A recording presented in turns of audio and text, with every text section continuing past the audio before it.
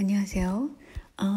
저는 사실은 서구 사회에 꽤 오랫동안 살았기 때문에 그렇지만 그 성에 관해서 사람들이 굉장히 정직하고 그래도 문란하지 않는 편입니다.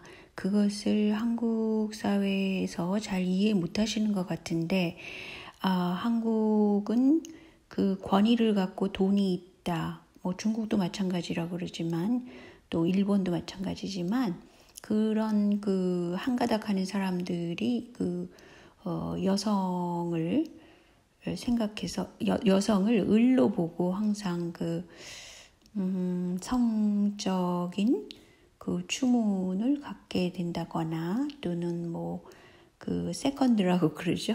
그런 걸 갖게 되고 그런 사회가 아시아에 많아요. 사실은 서구 사회는 그렇지 않습니다. 결혼 이외의 사실혼 관계도 법적으로 보호를 받고 있기 때문에 그런 것 같아요. 제가 생각했을 때. 그래서 결혼을 안 하더라도 실질적으로 같이 동거를 한다. 그러면 법적으로 또 세금 관계에 있어서까지도 인정을 받아요. 근데 사실혼이라는 것은 이때에 어떤 걸 말하냐면 상대 양쪽의 상대 가족들 가령 친지들 이런 사람들이 다 아는 그런 사실혼을 말하는 거예요. 그런 경우는 법적으로도 보호를 받습니다. 근데 한국은 연애와 결혼을 분리시키잖아요, 일단. 그래서 사회가 오히려 문란해지는 것 같아요. 제가 볼 때는. 왜냐하면 개념이 머릿속에 있을 때 결혼 따로 하고 연애 따로 하고 이런 경우가 상당히 많은 것 같아요, 한국은.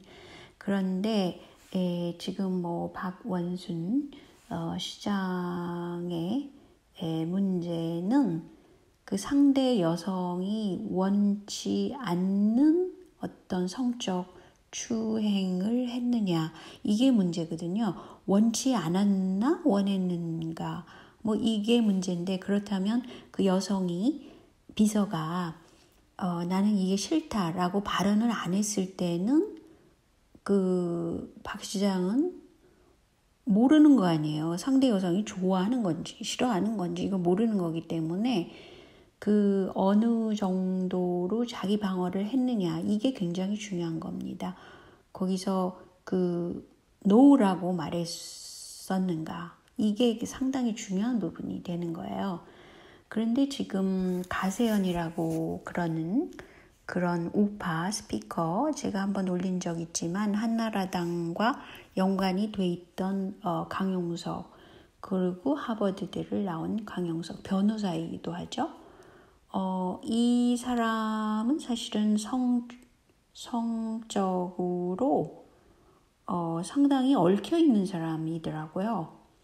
뭐냐면 도도맘과의 관계가 있는데 이것은 완전히 그걸 뭐라고 그러죠? 애인을 이 여성이 이제 결혼을 한 여성인데 강용석이 애인을 삼은 거 아니에요. 그래서 스캔들이 나고 이랬던 사건인데 희한한 것은 강용석이라는 사람이 변호사이기 때문에 이 사건에서 보면은 도도맘이라는 사람이 물어보는 거예요. 어떤 남자가 무슨 추행을 했나 봐요. 도도맘을. 그랬을 때 강용석이 도도맘이 내가 추행당한 걸 끝까지 말을 하면서 밀어야겠지. 무슨 재판이 걸려 있었을 때 그랬더니 강용석이 추행이라는 건 당연하지. 이렇게 얘기를 해요. 또 강용석이 뭐라 그랬냐면 경찰에서 대질하자면 대질해서 대질을 하면 무조건 남자가 불리해. 그랬더니 여자가 골치 아파 이렇게 얘기를 하니까 골치 아플 거 없어. 이 정도는 겪어야 합의금이 커지지. 이렇게 얘기를 하는 거예요. 그러니까 합의금을 도도맘을 받아주려고 이런 것이라는 거죠. 그러면서 뭐라고 또 그러냐면요. 강용석이 아나운서 다 줘야 한다가 어떻게 모욕이 돼? 뭐 이런 거 제가 이해가 안 되는데, 그런데 거기서 언론 재판을 하고 나니까 판사는 그냥 따라간다는 거예요. 언론 재판이. 그러니까 강용석은 그 여론을 부추겨가지고 언론 재판을 하면 무조건 이긴다라고 생각을 하는 사람이죠. 그러면서 그런 얘기를 쭉 하는 거예요. 그런데 이제 이런 무슨 사건이 있었나 봐요. 근데 이제 또 무슨 얘기를 하냐면요. 지금 뭐 내용 증명을 해가지고 뭘 보내나 봐요. 재판이 걸려있기 때문에. 그랬는데 내용은 뭐라고 할까? 뭐 그랬더니 이 강용석이 강간치상으로 해야 된다는 거예요. 3억에서 5억은 받을 수 있다라고 얘기를 해요.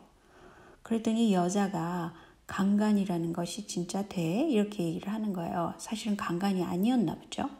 진술할 때 거짓말을 해야 한단 말이지 뭐 이런 뜻으로 거짓말을 해야 하니까 이렇게 얘기를 하면서 거짓말이 들어가야 하니까 그러니까 자기가 이 여자가 생각할 때는 강간이 안 된다는 거예요. 근데 강용석은 강간치상으로 밀어붙여가지고 3억이나 5억을 받아서 이 여자를 주려고 그러는 거였어요. 그러니까 제가 볼 때는 이 강용석이라는 사람은 그 머리는 빨리빨리 돌아가는 사람이지만 실생활에서는 상당히 양아치스러운 데가 있는 거죠. 법적으로 아무리 자기가 잘 안다고 그래도 사건을 약간 비틀어가지고 그 자기 멋대로 강간치상으로 해서 돈을 더 많이 받아내자 이런 걸 할 수는 없는 거죠. 이거는 일종의 모함 사건이에요. 그럼에도 불구하고 이게 어떤 결론에 이르렀는지는 모르지만 이런 식으로 모함을 했던 사람입니다. 강용석은 변호사이면서 이랬으니까 사실은 상당히 그 죄가 크죠. 근데 이번에 그 서울시의 그 시장에 대해서뿐 아니라 이제 박 시장이 사건이 지나간 이후에도 그 부시장 등을 고발을 했는데 강제추행 방조죄로 고발을 했대요. 글쎄요. 자신이 어떤 사람이라는 거를 안다면 이런 식으로 무조건 고소 고발을 남발할 수는 없지 않을까 생각합니다. 그리고 또 하나의 가세연의 문제는 뭐가 있었냐면요. 바로 올해 4월 달에 검찰이 가세연에 있는 그 김세의라는 사람이 있어요. 여기 조금 얼굴이 보이시죠? 이 사람을 성매매 의혹으로 수사를 했어요. 그래서 증거가 있다. 검찰은 이렇게 얘기를 한다고 그랬습니다. 그 당시에 무슨 사건이냐면 가세연의 임직원 3명이 유흥업소를 찾아가지고 이제 성매매를 했다는 것입니다. 그런데 이 경우 유흥업소에 가더라도 그 2차를 가면은 뭐 이게 안 되게 돼 있나 봐요. 그런데도 성매매를 했다는 거죠. 근데 그게 증언도 있고 장부 기록도 있다고 그럽니다. 그런데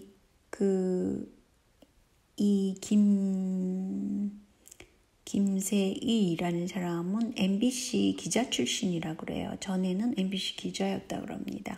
그러니까 하나는 변호사고 하나는 뭐 기자였으니까 굉장히 어떤 사건을 다루는 게 상당히 능하겠죠. 어떤 데를 강조하고 어떤 데를 뭐 해가지고 고소고발하면 이 사건은 언론 플레이하면 된다. 이런 식으로 이 사람들은 머릿속에 들어있는 겁니다. 결국은 이 사람들이 이 사건으로 검찰이 고발장이 접수됐기 때문에 수사를 하게 되는데 결과가 어떻게 됐는지 저는 모릅니다. 그렇지만 가세연은 작년 2019년에 12월에 김건모라는 사람 가수 있죠? 그 사람이 유흥업소 출입을 했고 성폭행 의혹을 제기했다 그러는데 이상하게도 또 한 사람, 이 가세연의 세 번째 사람은 무슨 스포츠 뉴스인가 뭐 그래갖고 굉장히 연예인에 대해서 잘 알잖아요. 그러니까 이 사람들이 성의 문제하고 연예인에 관한 문제 이런 거를 굉장히 떠들기 때문에 사람들이 그런 거에 가십이니까 관심을 두게 되는 거죠. 그래서 이제 그 자기가 가세연이 운영하는 그 채널이 굉장히 뜨게 된 겁니다. 그 다음서부터는 이제 돈벌이를 요새 짭짤하게 잘하고 있다고 그 다른 우파 스피커가 막 뭐라고 그러더라고요. 근데 이 사람들은 구조적으로 하나는 연예계를 빠삭히 잘 알고 또 하나는 변호사니까 법적인 걸 잘 알고 또 하나는 뉴스를 다룬 기자였단 말이죠.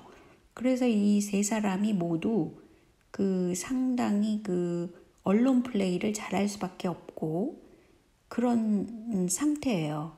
그런데 문제는 뭐냐면 자신들 스스로를 뒤져보니까 이렇게 뭐 성매매를 했다든지 불법적으로 그리고 특히 강용석은 이 도도맘에게 이렇게 했다는 것은 이거는 완전히 그 법적인 정당성을 뛰어넘은 거죠. 2016년에 일어난 일이라고 그래도. 그래서 이 사람이 아마 재판에서 져가지고 뭐 어떻게 된 것 같아요. 제 기억에도.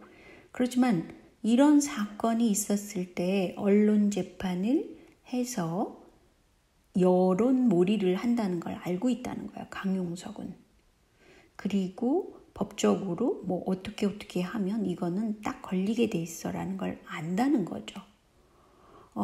그래서 사실은 서울시장 그 박원순 씨도 지금 강용석한테 걸려있기 때문에 이게 얼마나 치밀하게 이 사람들이 그 물고 늘어질 것인가 라는 걸 알고 있다는 거죠.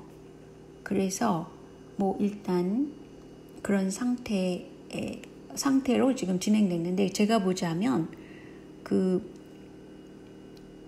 그 똥 묻은 개가 겨 묻은 개를 욕한다? 그런 말이 있잖아요. 완전히 그런 스토리예요. 본인들의 행동은 말도 안 되게 하면서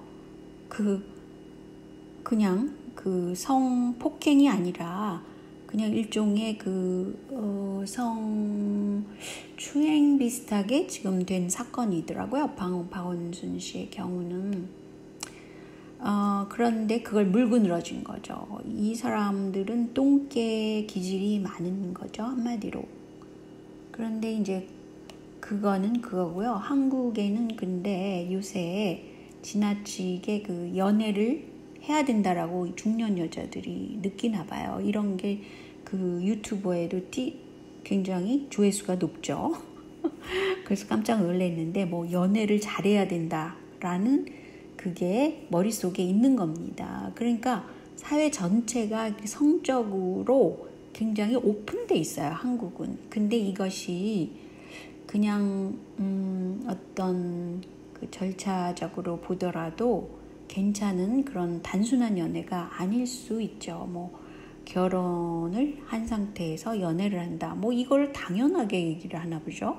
어떻게 이런 식의 그 유튜브 동영상이 조회수가 높을 수 있어요. 그러니까 사람들이 이거를 굉장히 호기심이 있는 그런 것도 있겠지만 굉장히 일반화되어 있다는 거예요.